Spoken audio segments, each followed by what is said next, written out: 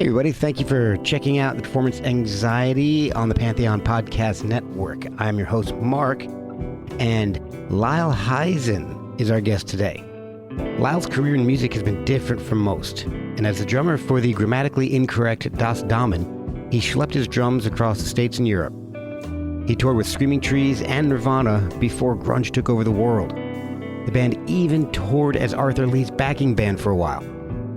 But Lyle's career would take a left turn when he accidentally started a niche market, licensing music for small indie bands through Bank Robber Music, where he's helped so many bands stay in the business through licensing and publishing. But he wasn't quite done making music. He's a foundational member of the Royal Arctic Institute. It sounds fancy, I know. And they write some beautiful instrumentals. You have to check out their music, especially if you like cassettes, since that's the only physical copy you're going to get. Follow the band at The Royal AI on Instagram, at Royal_Arctic for an interesting Twitter account, and the Royal Arctic Institute on Facebook. Pick up the album on Bandcamp or wherever you get music, and we would love a review, a follow, stuff like that. We're at Performance ANX on the socials. Get stuff at performanceanx.threadless.com. And you can help support the show like our good friend Sandy Olivia at ko-fi.com/performanceanxiety. So I recommend doing a few jaw exercises before you listen because I couldn't stop laughing at this one.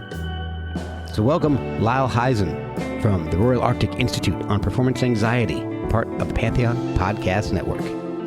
Hey, this is Lyle Hysen of the Royal Arctic Institute, and you are listening to Performance Anxiety. Oh, I didn't say the name of the record. But... Let me try one more. Hey, this is Lyle Hysen of the Royal Arctic Institute with our new record, From Catnip to Coma. You can hear all about it on Performance Anxiety. I'm trying to make sure you won't hear my dog or my kids. No problem. That's what makes it a podcast, man. Yeah. You might hear both of mine. I thought that... Oh, good. What do you got there? I've got, the dog is a mix. I don't know. He was just here, but he moved. He's a Australian Shepherd boxer mix. Ooh. But he kind of looks like a Rottweiler. It's hilarious. Like a little mini Rottweiler. How old? Six. I think he's about 6.5. Nice. Where are you, by the way? I'm in Virginia. Winchester, okay. Virginia. Oh, yeah. Because you said you were going to maybe see us in Maryland, God willing. Hopefully. Yeah. I'm dying to. First of all, I love the new EP. I think it's amazing. Thank you. I just had. Thank you. Of course. And I just had Lynn Wright on not too long ago, a couple of weeks ago. So, yeah. So if he's touring with you guys at that point, I would, that would be amazing. I'd love to catch. Yeah, we're hoping. I'd love to catch guests on tour if at all possible. Yes. Because I want to be clear. So you're not using video. You're going to use the audio, right? Not that I don't love our curtains, but it's definitely not the best. No, I mean, whatever. Nobody wants to see my living room / exercise area. Ooh, on video. So, very nice. Very nice. Nobody's interested in seeing that. Plus my bins of CDs that I've got somewhere around here. Oof. Oh yeah, I got a bin over there. I've got about. I put them in a bin. I put them in a bin to take to storage, and they were too heavy to pick up. So now they're just in the bin. I've got at least 1, 2 or 3 up here, and I've got about 5 down in the basement. And so I've got. I'm going to say 3,500 CDs. Oof. Yeah, that's heavy. That's a lot of weight. And they are definitely not going to make a comeback and be worth anything. No, so they're not. I'm just keeping them. What sucks is that I can't even listen to them in my car anymore because I've got no CD player in my car. My new laptop doesn't have a CD player in it. I've recording on my old laptop, so when I get promo CDs, I just kind of slide them in here and I put them on a thumb drive so I can listen to them in the car.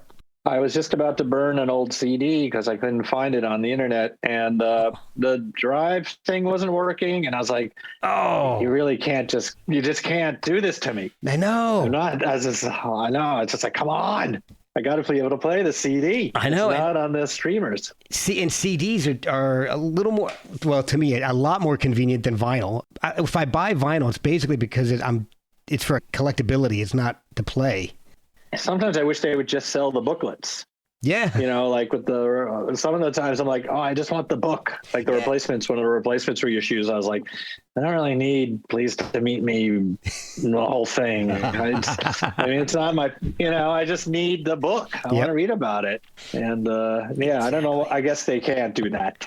Yeah. I was going to say, they should do that, but they can't. I know. You got to buy the whole thing.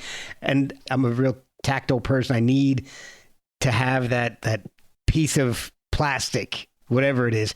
I don't feel like I own it if I don't. I feel like if it's a download, I haven't really bought it. I don't know. I feel like maybe it could get corrupted. I could lose it somehow. I could accidentally delete it. If I've got a CD or vinyl, at least I know I've got it and I can go put it back in the CD player and burn it again onto whatever I was listening to. Yeah. I don't know. It's a completely unsatisfying releasing stuff on cassette only. It's very, very unrewarding. I got to ask you about that when we get to it, because we'll definitely get into that. Okay.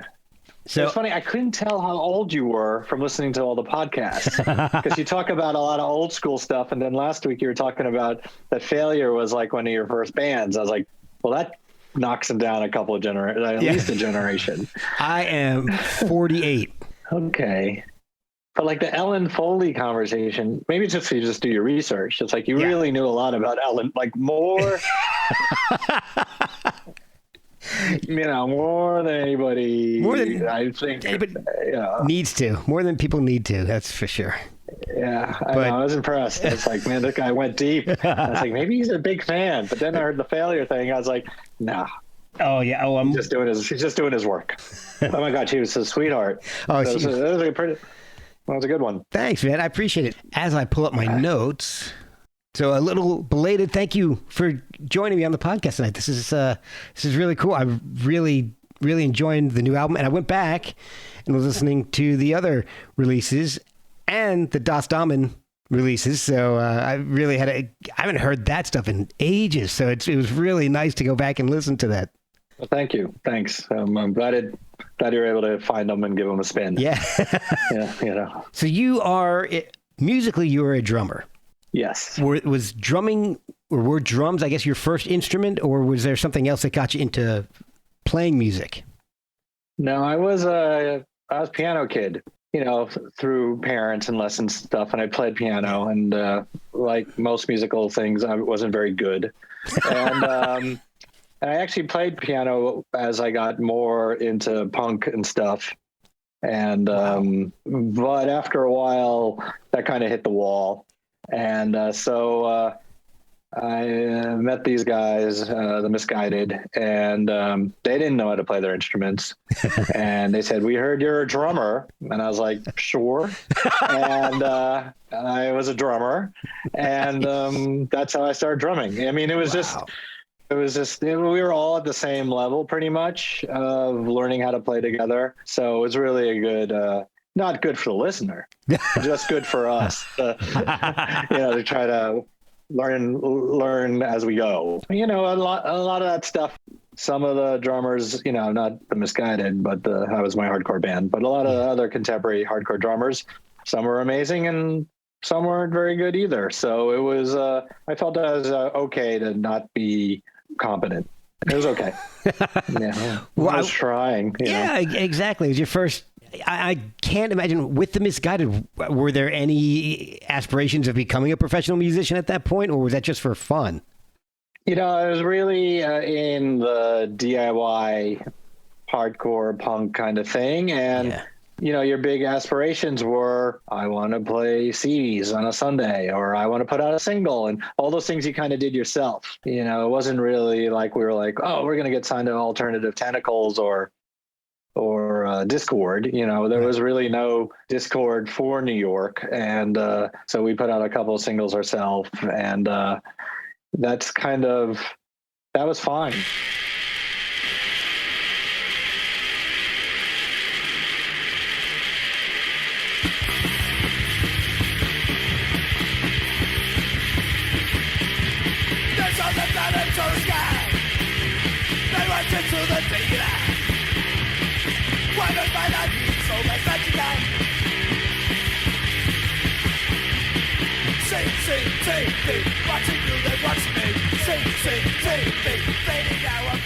You know, we would have liked, I guess, we at the end, we went down to DC, and with Brian Baker and Bert Q, we recorded 5 songs. I don't know why I really like doing 5 songs. Inner Ear, Don's Zimmer studio, you know, where all the Discord stuff was going. Inner Ear. Yeah, and we tanked it. We couldn't do it, and that was like we were terrible. It was really, that was warts and all, but that was all warts. And those tapes only exist like on cassette. And I've tried to get them back, but I think he erased over them over the years. Oh wow! Because we left in a huff. So, but they were those were awful. But that kind of really was where the rubber hit the road, and we were like, okay, if we want to try to do more, we're gonna have to mix up the lineup and change and stuff. Okay. So that was the end of Misguided. Not that you were really asking that, and that's how Damen got formed. It was the guitar player from the Misguided. And at first, Dave Moe was on bass. He was the second guitarist of the Misguided, and he moved to bass. And then Jim, we had a bunch of guys trying, and then we got Jim Wallerstein or Walters or whatever his name was to front Damen. And that was our kind of, that's it for punk and hardcore. What we're going to take our DIY aesthetic, still not really know how to play, but just keep moving forward. And, you know, by then we were listening to a lot of different records and being influenced by a lot of different stuff. Yeah, I can definitely hear the switch from punk and hardcore to more of an alternative type of sound, grungier sound even. How did you guys come up with Damen for a name? No, it's a terrible name.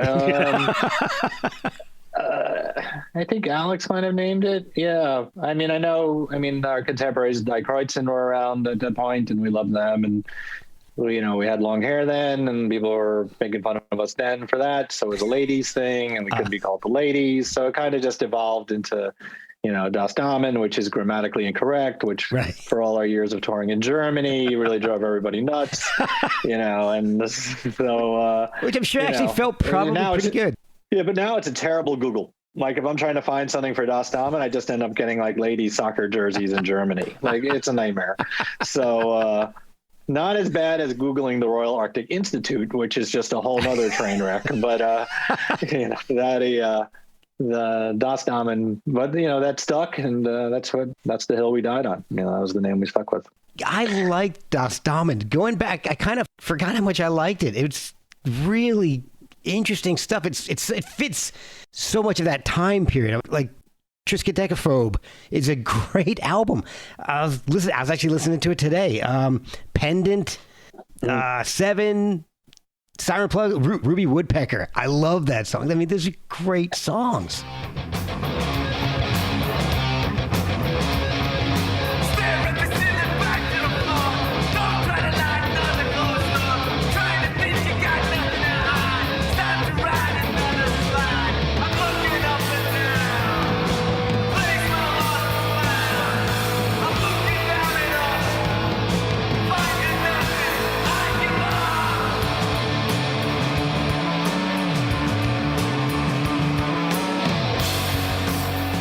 Heavy, and I was writing a lot of lyrics, and I wrote Ruby Woodpecker the lyrics for that one too. Oh, awesome! But that was people like the 5 people that care, the people that care like to say that was our best record, and that did as well as we wanted at that point. I guess we were going to Europe, and we were being written about in Sounds and NME, and we were doing pretty good shows, and things were going pretty good. So that was definitely a highlight for us, and that record is, good memories for that record as well. So one of the things I really like it. Oh yeah. And one of the things I actually really liked is the song you guys contributed to a Ruddles tribute album. I think that is amazing. A tribute album to a fake band. I mean, that's amazing.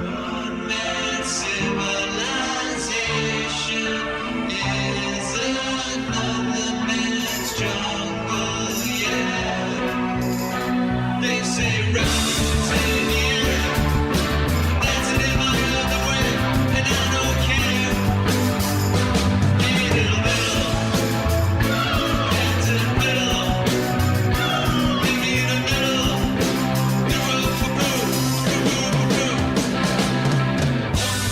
it was good because there was so many tribute albums at that time. I don't know if you remember, but it was a terrible trend.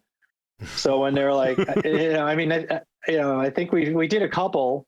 We did Brian Wilson and we did Arthur Lee, which were fine. They were right up our wheelhouse. But when it was the Ruddles, we're like, oh yeah, so we're gonna do a parody of, it's like All Insider Baseball. Yeah, and we love the Ruddles.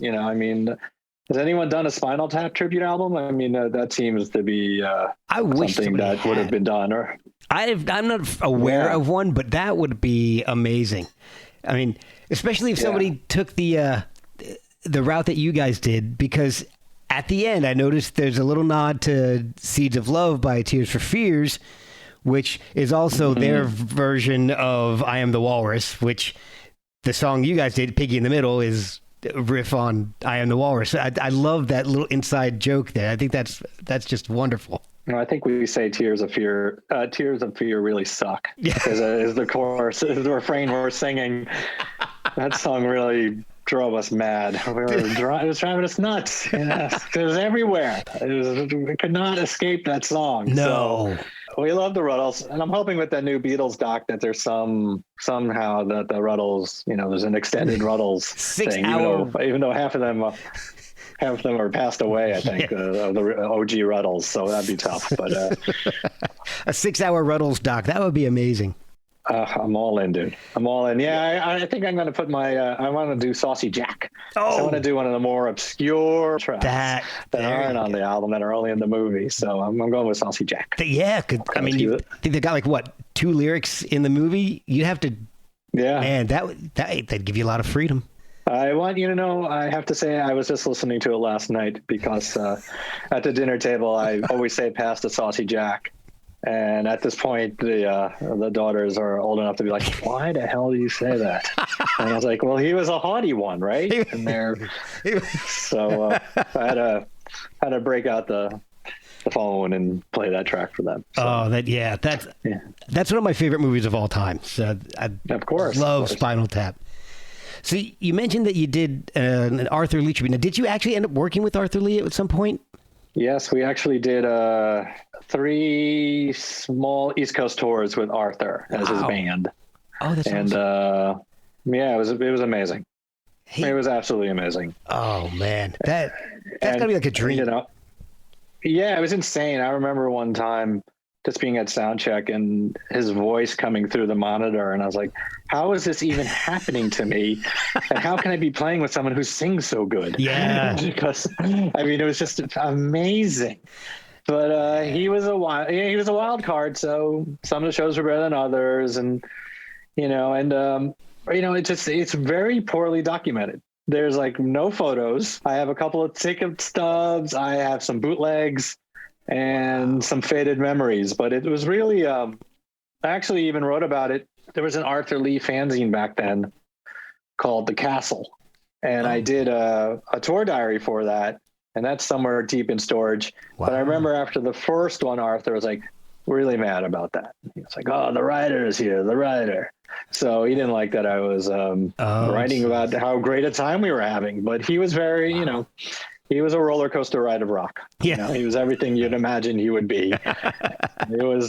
But what an honor. It was just, it all crashed and burned though, because on the 4th time he was supposed to come out, we were going to, we had a headlining 2 sets, I think, at the Bottom Line. And he just never got on the plane. He never made it out. Wow. He was calling me from the airport.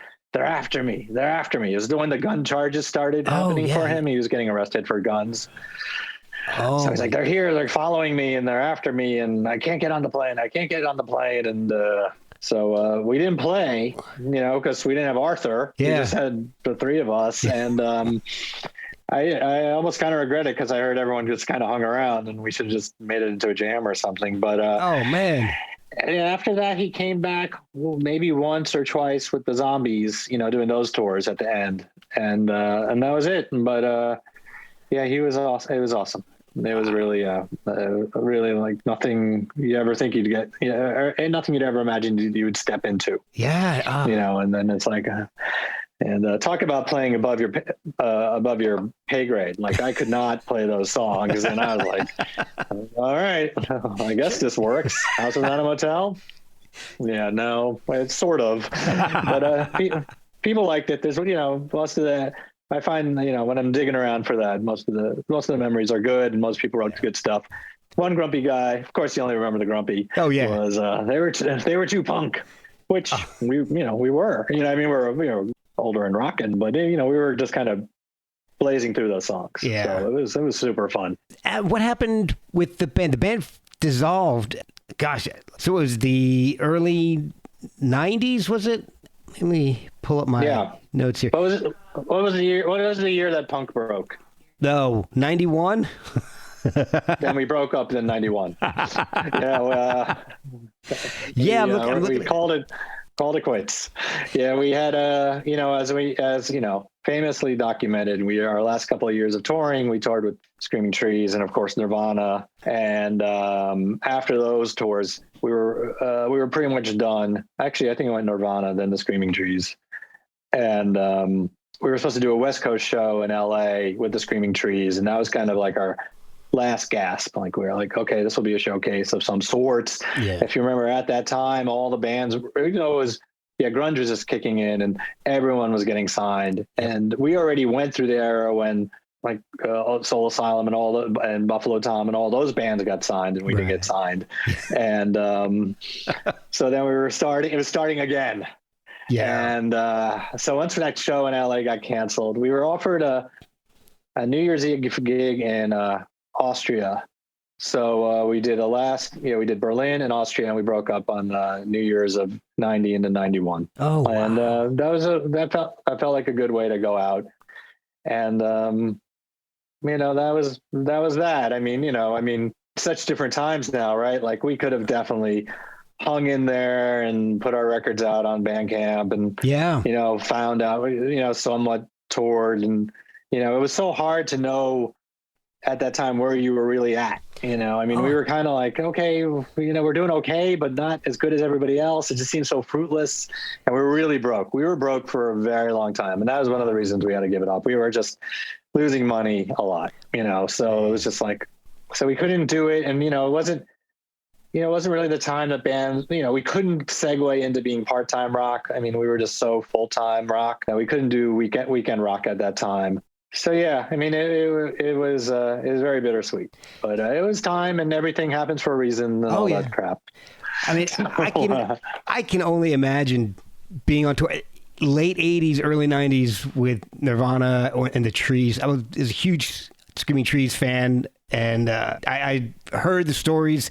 I was fortunate enough to have Mark on the podcast about a year ago. He mentioned a few crazy stories. And at least at that point, they were kind of a functioning band, 89, 90, 91.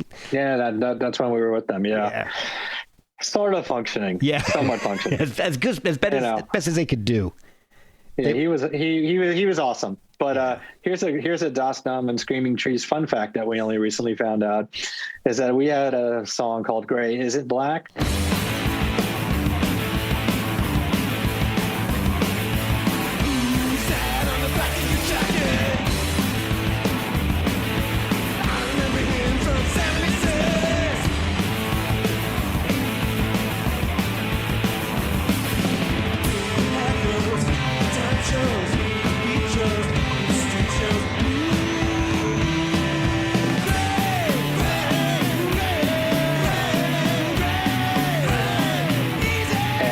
Song Gray is Black that he told us he titled after our song. Oh, did he?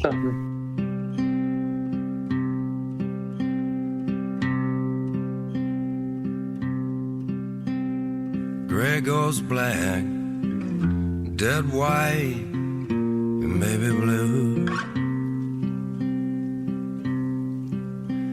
In life bells are falling away, and a sad, sad coming. Yeah. Jim Damen ran into him, and he was like, "Oh, I got to tell you something." So That's awesome. so that was, we just found that out like last year or something goofy. So But that was they were a great band though. So great. is that how you made the connection with Gary Lee to do the Dr. Janet single? Ooh, deep dive. I think we might have done. I don't know. Oh boy, I don't know the timeline on that. You got me. I think Dr. Janet might have been before. Okay, because that's showing that was released in 90. There's no telling when you guys recorded it, but it came out in 90. 10 Years Gone, and what was the other song? Starry Eyes. Yes. Starry Eyes by the Records, yes.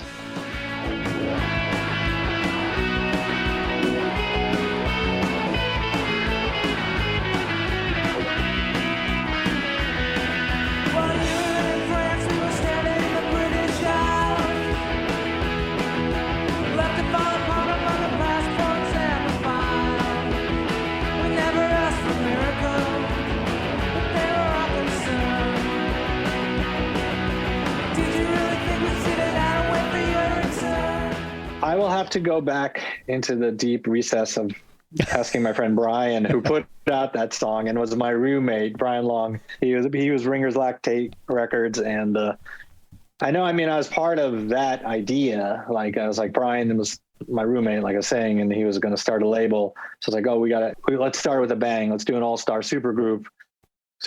Yeah. All-star. What am I kidding? So, it was, it had Matt Sweeney like too. Ira Kaplan and Matt Sweeney. Who would have thought? Yeah.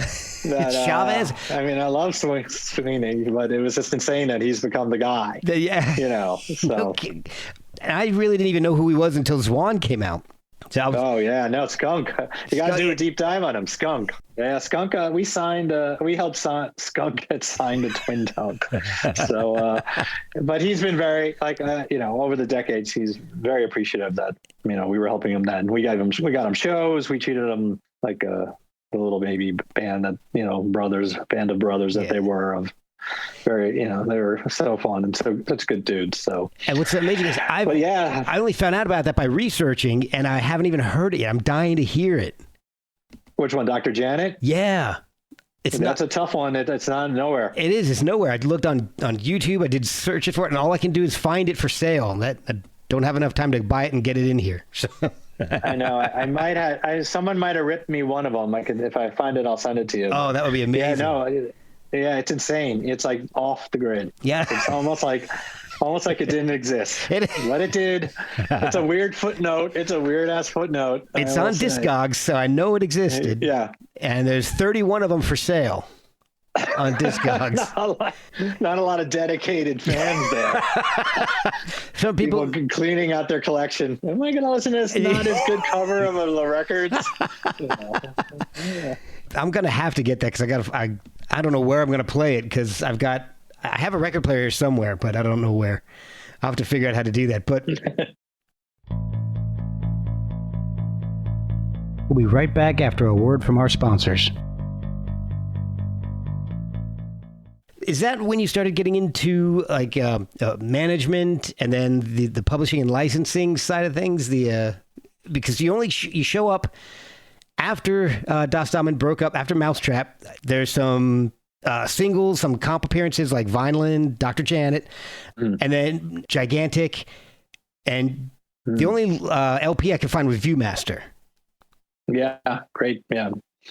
Teacher Jim, good friend of mine still. He's a great guy. Yeah. Were you able to listen to that? No, another thing I tried to find, but it's nowhere. It's nowhere. That's why I was like, did you listen to it? I was like, every time I pull up Viewmaster, I was trying to get YouTube, him to put it up on Spotify. Oh, that would be great. Yeah, nowhere. I looked up on YouTube. No, he won't do it. All I get is that the Viewmaster slide things. Yeah, no, it's another bad Google name, a disaster. But I'm sensing a pattern here. Here's a funny thing. a funny thing about that, I'll get back to your OG question, but Gigantic, which was with Jim Shiner and Vince Grogan, another good friend of mine still. So they were Gigantic, and I joined afterwards. They had a couple of record EPs out, singles, I think, and I joined later. And they got bought out by another band named Gigantic. There's a Gigantic in the UK, and they got paid to change their name, which, changing the Viewmaster, kind of fighting fire with fire there. But so that's how I remember how that's how we were able to pay for the first record. Wow. Because they gave us a bunch of change because, again, that, good band, but that band was not making any money either, but good stuff. And, yeah. I've been trying to get that. Yeah, I gotta harangue Jim some more to get that up on the Spotify because he has all the CDs. Just gotta upload it too.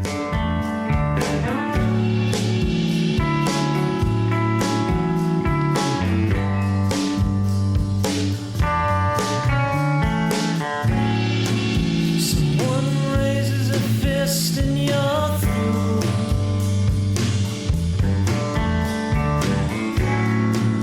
You're not a coward, it's just you. And you know it. He makes you bad and is down. Is that I honestly have to say about the whole being in the business, the whole time I was drumming, air quotes, I kind of just knew that maybe this isn't going to be my career. Like maybe this isn't going to pay the bills. And after, especially as years went on and I was struggling, I had, some of the day jobs I had while I was in Damen were just insane, just trying to like foot messenger, did that. I had one real low light was, me and Mo, we took a Christmas time job. We were putting the saran wrap on gift bags, gift baskets. Yeah. And we had a hot gun, air gun. Yeah, it was disgusting and suffocating and deadly. And then even better, they separated Dave and I because we were laughing too much. We were having too much fun. So it was like we were back in grade school. They're like, you two can't work together. So that's insulting. So, yeah. I mean, I was like, dude, I'm putting a gift basket together. Yeah. So I mean, that's, so a lot of the time, I think I don't know how many drummers you've interviewed, but a lot of times the drummers are always kind of the catch-all to get stuff together. Yeah. I mean, so, so I was just always kind of moving the ship forward, and it drives me absolutely insane. I mean, I still do it now with the Royal Arctic. I've kind of accepted it, but but that's how I kind of learned about other aspects of the business, trying to keep all my bands going. Okay. So, when the band broke up, I was managing other bands because I was kind of managing Damen. So I just would manage some bands I was friends with, and I managed this band Cell, and I managed the Sleepyhead and Yola Tango for 6 months. And I quickly learned that managing other bands sucked. Yeah. Yeah. It was terrible. If I'm not in the band, I can't manage it. So, I can understand that. Fast forwarding a little bit, I got a job at Matador Records, and they had me working at the publishing company.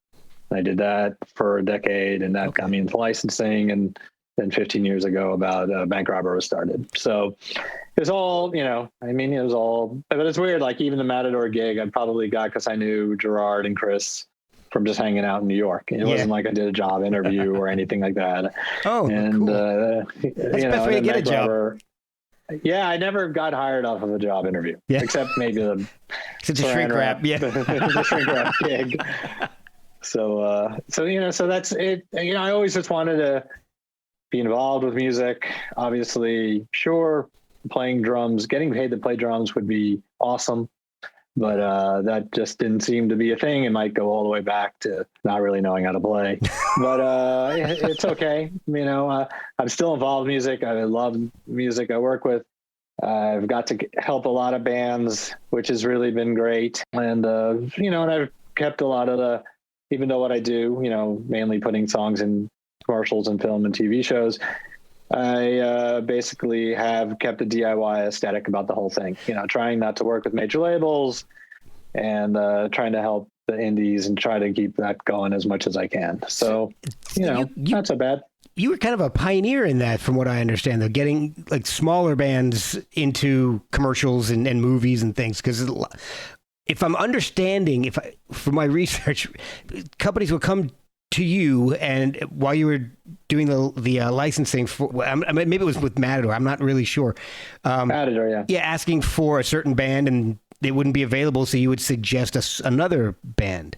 Yeah, because when I was at Matador, they were getting, so say, I'm trying to think of a popular song back then that I can't think of, but whatever, Presidents of the United States or something, but it's before that. I can't even believe it. Yeah. But there would be requests for bands that we didn't have in the style or genre, or it would be someone would want a Liz Phair song, which we did have, but since licensing back then wasn't so hip, maybe she turned it down. But I would be like, well, have you heard Mary Timony or Helium? So I was swapping out, you want John Spencer, he's going to say no. Have you heard Railroad Jerk? So sure, yeah. Yeah, so it was kind of it wasn't a bait and switch. I mean, they were coming to me. I wasn't doing actively pitching. I was just kind of sitting there going, what is happening with this, and why is this a thing, and what can we do to take advantage of this? It seems like it might be a thing. Those kind of thoughts. It seems like you're kind of being upfront with everybody, saying, you're not going to get this person, but here's something in a similar style. It might work out better for everybody. Well, I mean, one of the great things is a lot of those music supervisors that I was dealing with back then are still in the business. And so I'm working with a lot of them for, 20 years at this point. And they remember that I was very, because they were dealing with a lot of major labels and a lot of bullshit. Yeah. I'm not that guy. So I just be very upfront with them and, very honest. And, and I was having fun back then because I was really trying to find out who likes music. Yeah. Who's the music supervisor that actually, and I used to kind of test them, like, have you ever heard of the Soft Boys? Things like that, just to see how music oriented they are. And it still kind of holds true. It's a business. So you got a lot of people who are just doing it, who are just worker bees. And then you got, some great people who love music and can tell you all the lineups of Pavement or whatever, and a really deep dive indie people. And there aren't that many lineups of Pavement. That was a terrible example.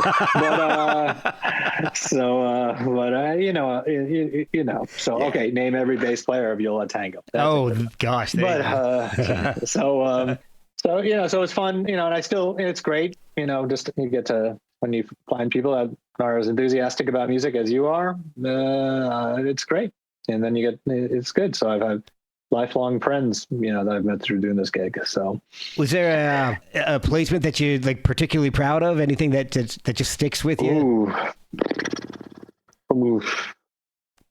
Honestly, dude, I don't have an off the cuff answer. I kind of threw that one at you. Sorry, you might. I don't know if you do editing, but I could come back. No, no editing at all. No editing. I can't think of my favorite placements. Oof. Well, you've done so many. I'm sure it's hard to pick one that was super successful off the top of your head. Yeah, and it's all for various reasons. Like, if some of my favorite placements are for the smallest bands that I helped, buy houses and stuff or make their lives easier, like Telekinesis. I don't know about one placement I've gotten for Telekinesis. They're on Merge Records, but I've over the years I've gotten them multiple placements, and it's really helped them still be a band. That's awesome. And that's the kind of stuff. So I can't, sure I could say, well, and they were in Chuck. It was a great day, and it was a great day. So that was kind of the beginning of them getting a lot of licensing success. But here's a good one. Jennifer O'Connor. I don't know if you're familiar with her. She's great. Yeah, you should try to have her on the show. She just put out a new record. It's awesome. Oh, cool. She recorded a song for an Apple spot and ended up getting it in a different commercial. Like, it didn't land in that, but it landed in something else. It really was an early example of, okay, so you didn't get that, but you got this, and this is even, a bigger payday. So look how look how that worked out. Oh, And it was excellent. really a great thing and for her and a good experience. And also with them, I guess I'll stick on this Jennifer O'Connor thing. Jennifer O'Connor and Tom Bajor, Tim Folion, who you had on. I think, Yeah. did you guys talk about Orange is the New Black? Yes. Them being the war. Yeah, okay, so that was my doing. Oh, cool. Okay. You know, and the story of that was that the supervisor, Bruce Gilbert, called. He's like, basically paraphrasing, I need maybe not your most rock star looking band. And so I Tim? sent him, Tim, Tom, and Have I got a even said gig for you? Jennifer, Jennifer, very attractive. But I was like, everyone take the worst photo of yourself possible. And I remember Tom sent me a picture of himself holding his puggle.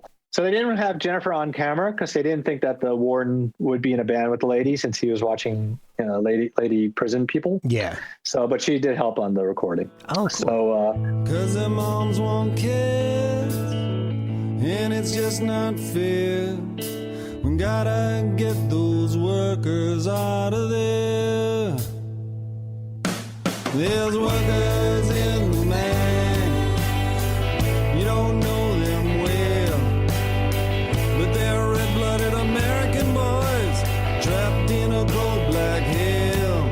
There's workers in the man, they could be so that okay. There we go. That's a goodie. Do you get the opposite where very often where like an indie band who's maybe struggling will say, no, I don't want to be, I don't want this certain placement that you're offering. Does that happen very often? Yeah. Well, it used to happen all the time. Really? I mean, yeah, bands would turn down stuff really all the time because it wasn't cool. You'd get a placement and everyone would be mad at you for selling out. Oh, back in like the Del Fuegos days. Yeah. So, yeah. So, even up, I had a band that turned down a Hummer spot when I had Bank Robber going. And I was like, dudes, just donate. It was so much money, like money we don't see anymore. Yeah. And I was like, dudes, just donate half the money to charity and take the other half. And they said, no. And then they, like a week later, they called back and they're like, can we do it? And I was like, no, it's gone. Oh, God, that sucks. Yep. So, yeah, a band just turned down being on a special forces, CSI or something, something with the army people in it. Oh, okay. And they're like, we don't want to be associated with army people. And I was like, all right, that's fine. We never do anything without asking the bands. Yeah. If they don't want the bread, it's fine. I was kind of like, dude, no one will know. No one watches. Not a lot of people are watching the show or your friends. Yeah. Basically anything but and anything goes. If the band wants it, obviously if it's Hitler, I'm not going to be like, hey dudes, we got a Hitler commercial. You guys want to do this? He's coming back, right? He's really seeming to having a moment. He's making a comeback. So he's really storming the gates. Yeah. This entire time, have you been working on any music on your own, or did you just kind of put that aside while you're doing the licensing and publishing? And I took a few years off from drumming, especially when my kids were little, and I just needed a break a little bit from being in a band. Yeah. That was like I said, I don't, even if we're weekend rock or whatever, I'm not full-time band, I still do it's still a lot of work, Oh, sure. I kind of took a break. I started taking lessons, much to my chagrin, of like my punk rock chagrin. I was just like, all right, I gotta go in and figure out how to really, I can't play this. Why can't I play Lee Morgan's Sidewinder? I'm sitting here. I am trying really hard. I kind of could fake my way through everything, but once I got tired of listening to more jazz and stuff, I was like, nah, I'm kind of shitting the bed on this stuff. And I can't play this. So I kind of went back in, took lessons. And then, I was in a band. Oh boy, I forgot the name of that one. For a little bit, fill-in drummer gig. It was run by this guy, Rob Monk. Damn, I can't remember the name. Oof. And then, so that, kind of kicking around. I was in a band, Ma'am, for a while, and that was with the Rebecca Odes and Charlie Gonza, Love Child and Governor. That was kind of another fake indie all-star band. We had a good all-star. That was kind of fun for a minute. We did a bunch of gigs. We did a demo. We never put it out. I should just put that out.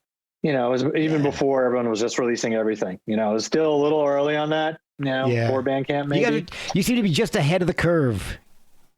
Oh boy. Don't go out drinking with me. So that didn't happen. And then a few years ago, 5 years ago at this point, my buddy Jerry introduced me to John Leon. Jerry is our OG bass player. Jerry was in this amazing band, Phantom Toll Booth. I knew him from back in the SST days. They were on Homestead. Okay, yeah. And so we started jamming with John Leon, who I didn't know, and even though it's 5 years, I'm not sure I know him. But as soon as I started playing with him and Jerry, I was like, oh, this is not. My main thing was I just didn't want to do dad rock. Like I didn't want to be in my 40s, chugging along at 90 BPMs, like, rocking. Yeah. So I was like, this seems like a good, to me, gateway into, it's not jazz, still can't really play that well, but it's not rock songs. Like the worst thing anyone ever says to us is you guys are dad rock. And I'm like, oh, there's not a lot of rock in our dad. I mean, there's not a lot of rock in that. Yeah. There's a little touches, but we go out. I mean, I kind of go out of our way to not rock. And we seriously say, I think that might be too rockin'. So, we can if we wanted, but, So John Leon, he brought a whole new vocabulary of guitar players to me. Like I played with some great guitar players, Alan Licht and Pete Phillips for a while. And, but John Leon brought a whole bunch of bands and music that I didn't listen to. Oh, cool. Bill Frisell, I don't know, that kind of stuff. Yeah. I'm not familiar. I wasn't familiar with it. His tone was very different than all the guys I was working with. And he had pork chops. He knew how to play. So it was kind of challenging. And, we were kind of like, let's try to do something. In my head, it was, let's try to do something like the Tom Verlaine solo albums and Flashlight and things like that. Let's try to do that. But those are a little more improv. And we quickly learned we weren't very good at improvising. So pesky punk roots. So John was more song presenter and we were song arrangers.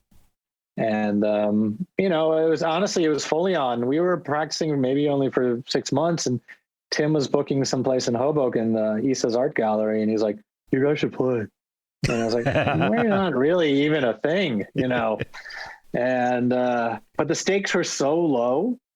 Like it was just like an African art gallery in Hoboken. Why not? Yeah. What's going to happen? Worst that could happen. The art is going to revolt. No one will be there.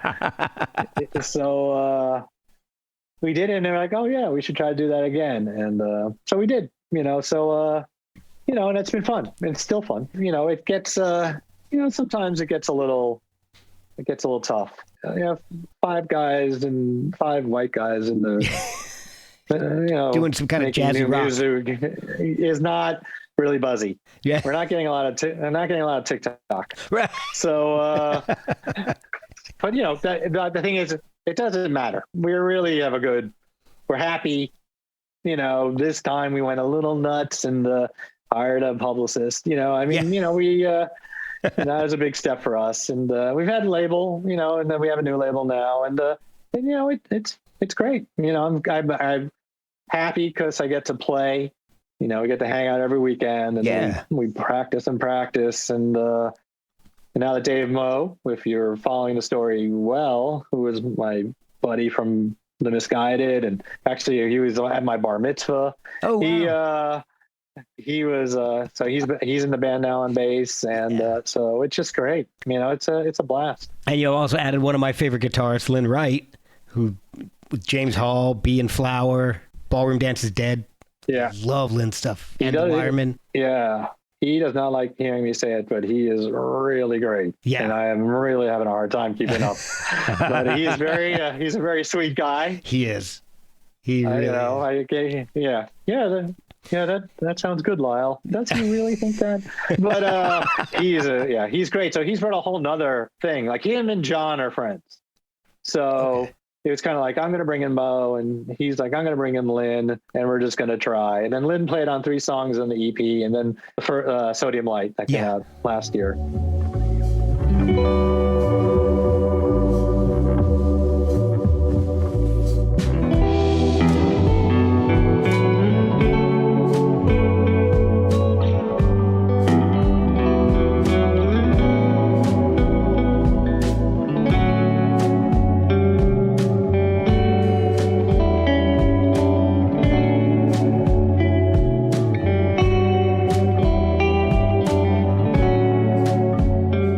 And then we were like, okay, let's try the whole thing. Carl on keyboards. Let's try to do this 5-piece. And so we wrote, like every time we write an album's worth of stuff, but we only have a budget to do an EP.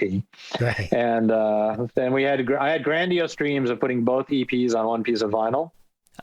But realizing that it would take me 2 years, $40,000, and I'd probably sell 10, I figured I've lost enough money. Yeah. If someone wants to do it, God bless them. But but not you. I can't front that guilt.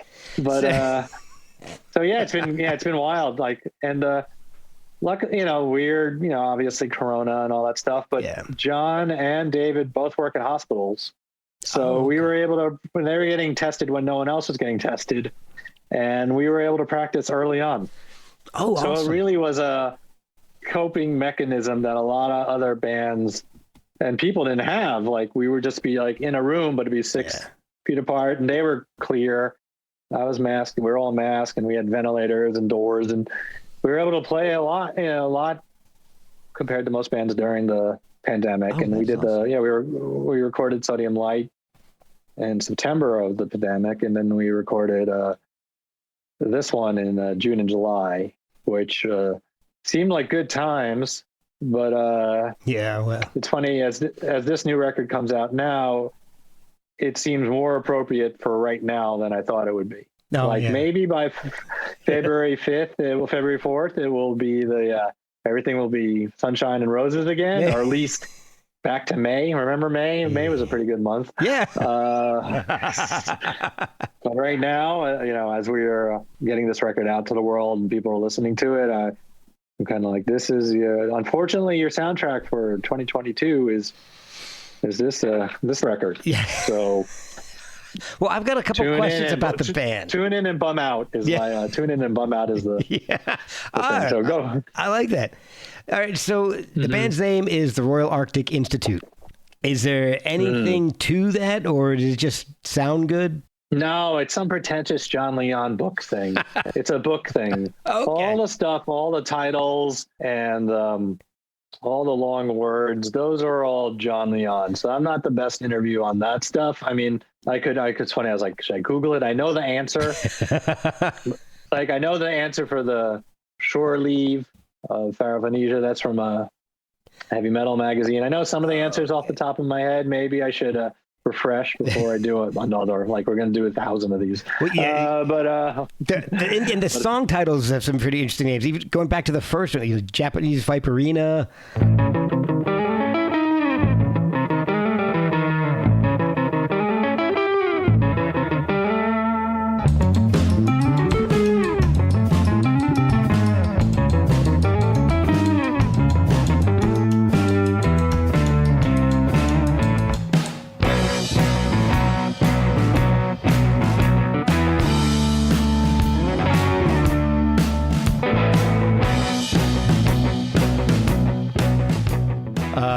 Latanya Ripford, Bandersnatch, which became very, very popular a couple of years ago. That was I know.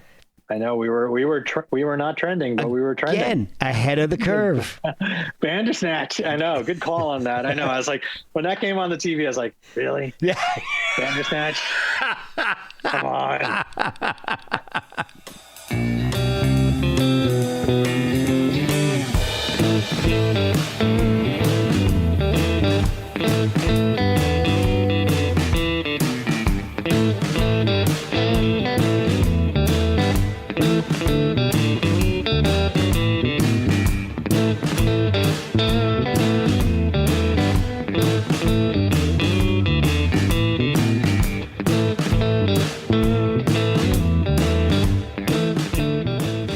almost a jazzy little ditty. That one's almost a little jazzy. Almost, yeah. Almost. And then, so there's the second album, Accidental Achievement. You've got, all right, so two of my favorite tracks on that, Raymond Roussel and When Razors Were Works of Art. Those are awesome tracks, but really interesting titles too. Yep, and I'm going to flatline you on those. I can't give you a good answer. But you can't. Okay, but you can't answer this for me. I'm pretty sure they're only released on cassettes, and Accidental Achievement is showing up now, and this could be wrong, as only LP. Yep, we're the worst. We did our the first record is on cassette, 2 pressings. It was repressed by Lightning Records. So that's going to be clogging up Discogs with 136 copies for sale.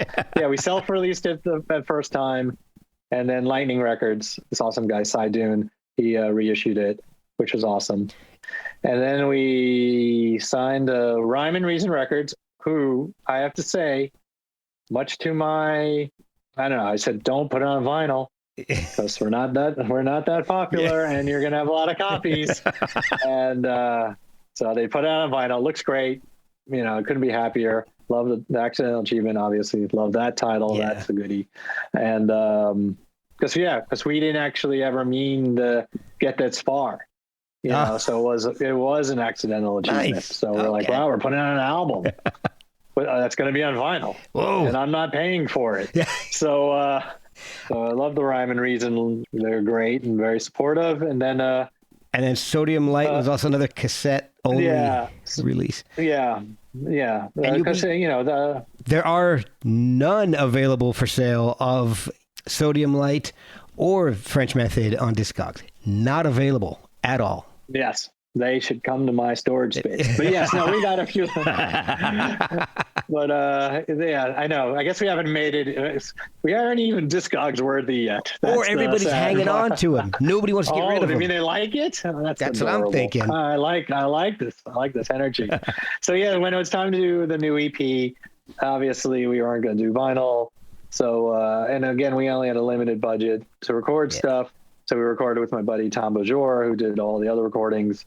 And as you know, if you're paying attention, he was in Orange is the New Black Band, right? And he produces all of Tom Timpoleon's records. Yep.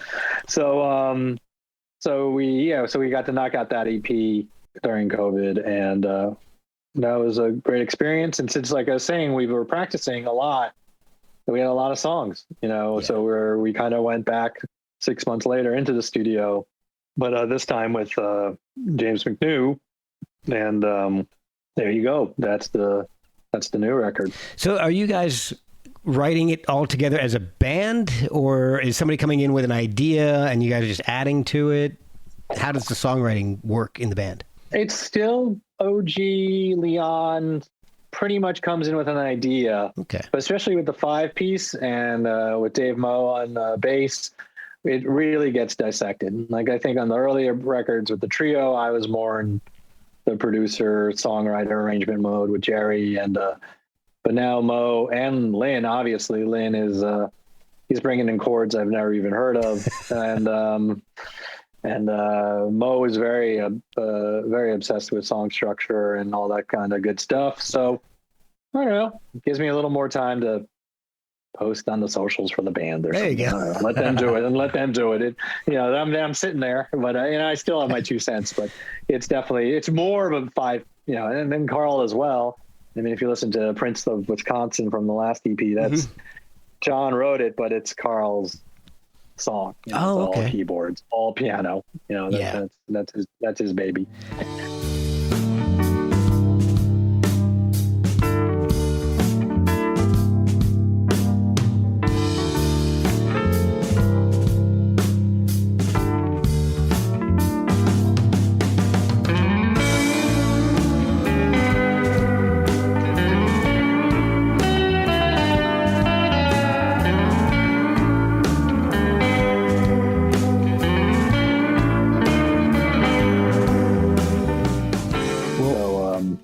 Listening to it a lot over the past week, and the new EP and Fishing by Lantern is just absolutely gorgeous.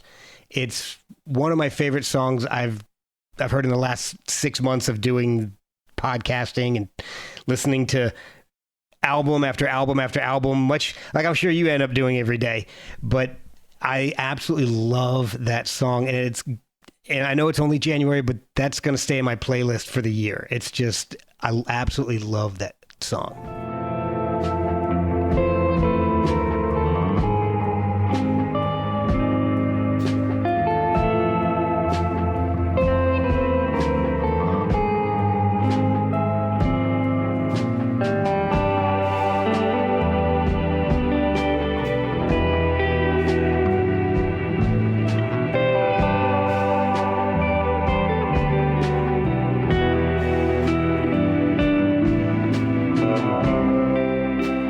Thank you so much. Yeah, that is for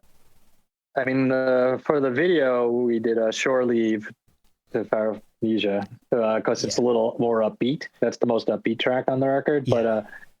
But Fishing by Lantern, obviously, it opens the record, and John does that crazy. I think it's a John solo. It's like a Roger McGuinn thing almost. It's crazy. And unfortunately, or more fortunately for the listener, maybe up until like a month beforehand, when he was taking a solo, I was soloing on top of it, and it was a real jazz battle. And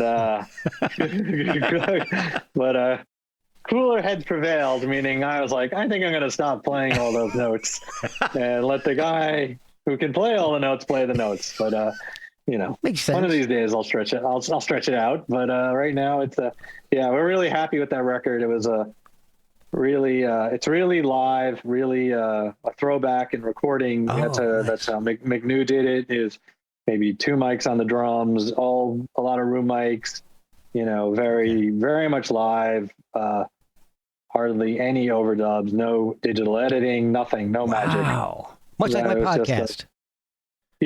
Which is unfortunate because I don't have the answers for those questions. But I love a take two. Drummers love take two. I need another chance. I have to be perfect each take. All my editing is just taking things out. Just taking out ums and that noise, whatever that noise is. That snick.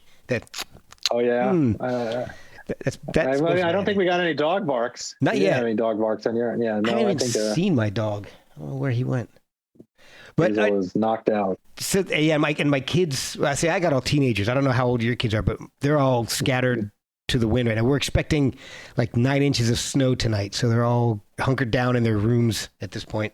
Yeah, no, I got teens too, and they are they're in the rooms, and yes, snow's a coming. Yeah. So it's you seem young to have teens. I'm 48. I got a 17, 18, and 19.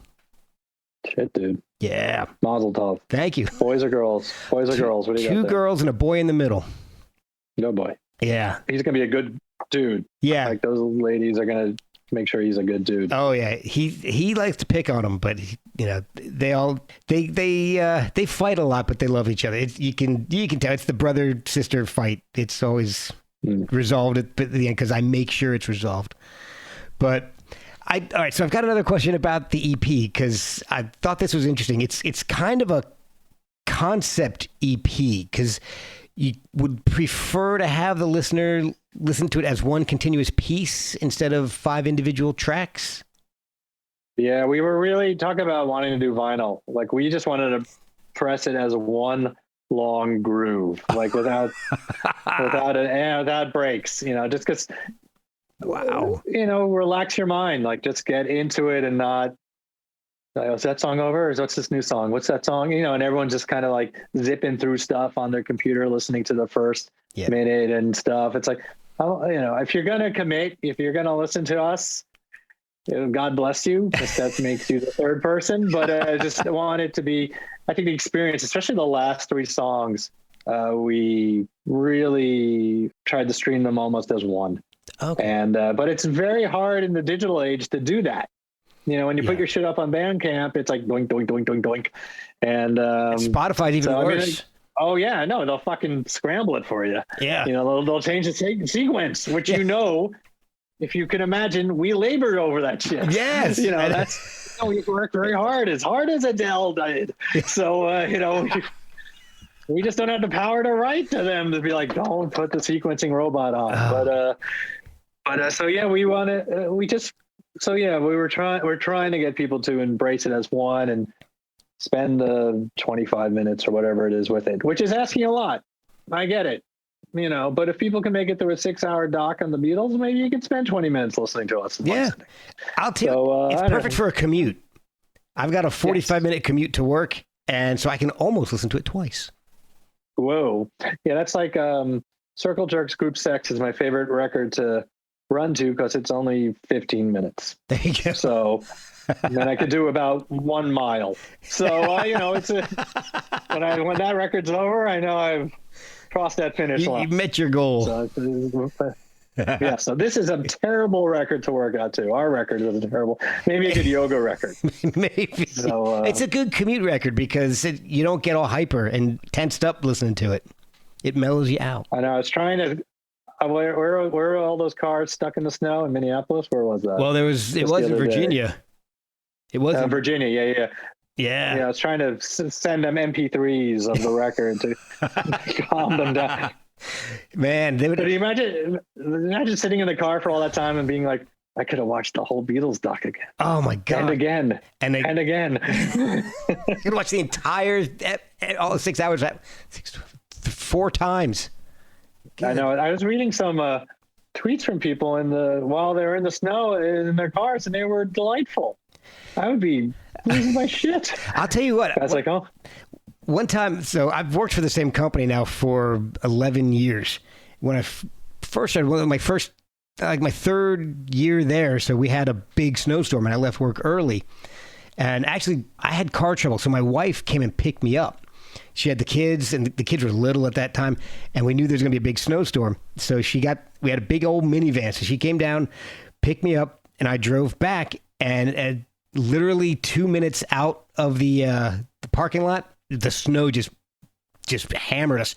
It took me 8 hours to get home, but we had a DVD player in the van. My wife brought the kids were really little, so they were little enough where we could bring a little porta potty, and if they had to go to the bathroom, we could just stick that in the third row of the minivan. Yes, they could just. Yeah. She brought a whole bunch of snacks, drinks. It was a blast. I got out in the middle of the snowstorm. We had a snowball fight with the other cars, and I've got to go up a mountain and come back down to get home. And I don't know if this was the cops or not. I'm still debating this to this day. Somebody was signaling all of us to cut across into the eastbound lane and go west. And we were doing it. And they were having cars. It's a 4 lane, so 2 lanes east, 2 lanes west. And there's cars coming eastbound in the eastbound lane in the right lane, and in the left lane, cars are going west in the eastbound lane. Oh my God. It was so freaky. I just hope that was cops telling us to do that, because I'm not even sure it was. But as long as no one got hurt, it worked. Not that I'm aware of. Yeah. So, yeah. But okay, so yeah, and you weren't even live tweeting back then. Exactly. So I couldn't have been. I was just, felt terrible for those guys, but the people that were live tweeting were taking it very well. Yeah, I don't know what it is, but if you're stuck in the snow, it's fun. Maybe, I don't know. I was gonna, but even today they were flashing the warning, make sure. It was weird. I've never seen the warning before. Where if taking your car out, make sure you have a flashlight and water and the new Royal Arctic Institute EP. That's just in case. Just saw that flash today. That but mine had porta potty as well. Yes, porta potty would be good. So, are there plans to tour to support the EP?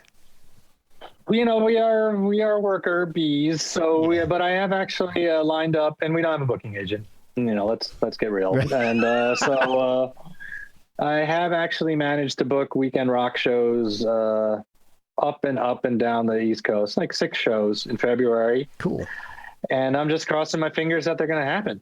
Yeah. They weren't easy. It's not easy for us to get gigs, so it takes a little work, but I got we got Boston and Portland and, Silver Spring, Maryland, right out, as you know. Yep. Not too far. Right? It's supposed to have great hamburgers. I just talked to our February 5th New York City show, and he was like, it's on as much as it is off. Like, it's just, if everything's moving forward, sure, have a gig. Interesting statement. Yeah. I mean, right now it's off. Everything's no shows still, here anyway, in October. What is today? 6. So we're a month out. Who knows? I actually went on the socials today and just started, promoting the gigs, because if I don't, I'll just cry. Yeah. We booked it. We were planning this for a long time, that we would put out the record. I picked February on purpose because it's a little easier for a band of our stature to get gigs. Okay. So it's like, let's go out in the horrible weather. Yeah. I've done it. I can do it again. And maybe we won't be up against so many big bands trying to get gigs, or small bands that actually draw. So we're like, okay, let's B-side ourselves and just go out in February. And so we was able to cobble it together, and we shall see. We're always happy to play shows. Yeah, I know, and we love playing. We love playing shows. And we'll just, no one's gonna stop us, unfortunately. Well, fortunately, it's so much fun and such a blast. At this point, I feel lucky that I could have an outlet to play music like this that I'm happy about. And I've been talking to Jim Damen, maybe playing with him a little bit. I did a little session work the other night for a Top Secret record. So, oh, nice. Maybe by the time I'm 67, I'll be able to make a living playing drums. I'll be retired, so I won't have to. I don't know. But at the same time, I can make a living off podcasting. Yeah, I know. So aren't we supposed to get Social Security then? Can I just sit around and drum at 67? I don't know. By the time I get there, I'm sure they'll have pushed it back even farther. Oh, yeah. And that's true. 87. And I still won't be able to swing. Yeah. 87. How can people... Now we're going to play Sidewinder. Oh, yeah. Sorry, I can't. My hip. We're not going to play that right now. I know. Yes. I can't play the kick. My hip's out. Schleppwinder. Yeah. But how can people follow the band and pick up the album, keep track of upcoming shows and all? Oh, we're at all the boring places. We are on Facebooks. We are on Instagrams, and we are on Twitter. We have a completely hilariously dead Twitter account. Like, I could write, I have $1 million for the first person who responds to this tweet, and no one will respond. And I want you to know, I didn't want to start a Twitter account because we're an instrumental band. Yeah. I was like, it seems counterintuitive. But the Rhyme and Reason people were like, no, you should start a Twitter account. And actually, just the other day on Twitter, some woman whose name I can't remember right now, unfortunately, which I wish you could edit, she was like, Das Damen and in Houston in 1988 was the most influential gig I ever saw. She wrote it on Twitter. Wow. And I wrote her, I'm like, what are you talking about? Who are you? Am I related? Are you Judd Hirsch? You must be my second cousin once removed. And no, she was very sweet, and she was like, yeah, you guys really blew my mind and helped inspire me to put music out. And she's put out like 20 albums and stuff. So, oh my gosh, it actually kind of made the whole, titter schlepp worthy. Like, for once, I was like, I'm glad I'm doing this. Oh, that's awesome. So, unlike all the other bands, Spotify, but don't go there. Don't go there. No, don't. That's go to the Bandcamp. Come on. Exactly. Bandcamp is, I love Bandcamp. Yeah, it's the best. So I know your Instagram is the Royal AI. Oh, thank you. Is Twitter possibly the same?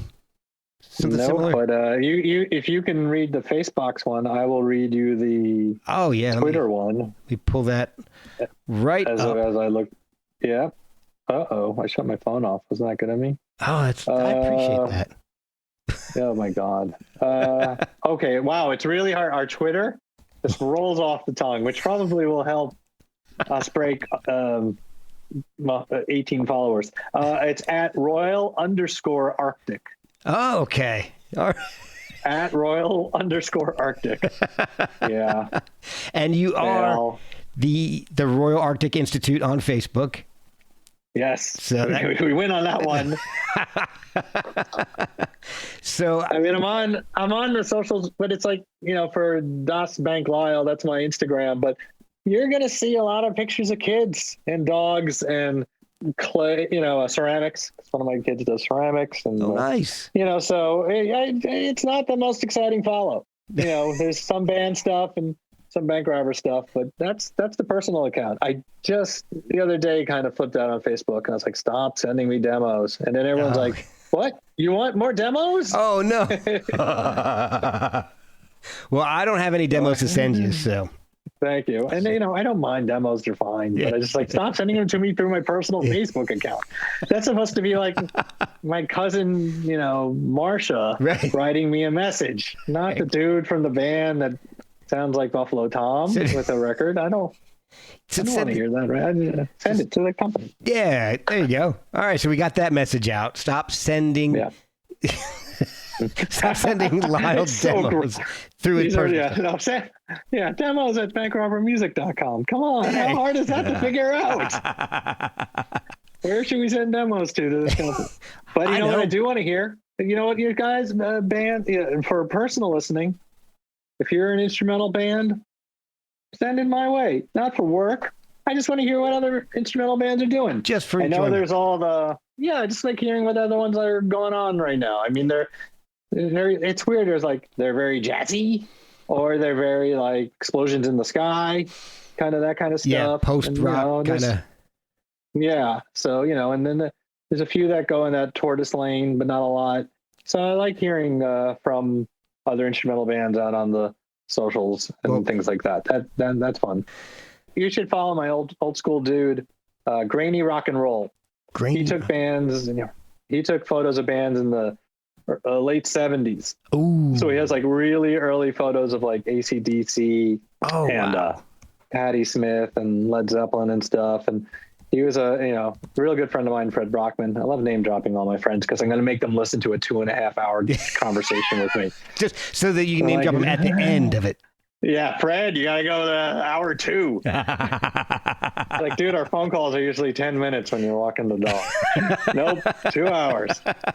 2 hours. Well, if anybody's interested in looking at some stuff, it's my personal Instagram is at Mark X Shea, MarcXShea, and I've got a bunch of my concert photos up there. So I might. Okay, that's awesome. Yes. Well. Good stuff to do. Good stuff. Yeah, and I went to college for it, so it's been a passion of mine forever. So, awesome. So I kind of know what. That's one thing I know what I know what I'm doing. The one thing. That's the one thing. The one thing. I don't know. Your survival instincts are pretty good if you made it out of that 8-hour snowstorm. Oh, so, thanks to my wife.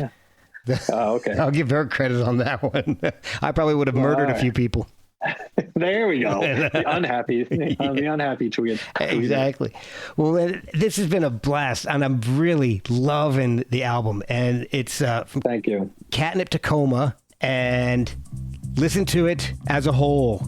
Listen to it as a whole because it's meant to be one beautiful, continuous piece of music. So, I really do appreciate you spending your evening with me, man. Thank you so much. Thank you, buddy boy. It was really great, and I hope to see you in February.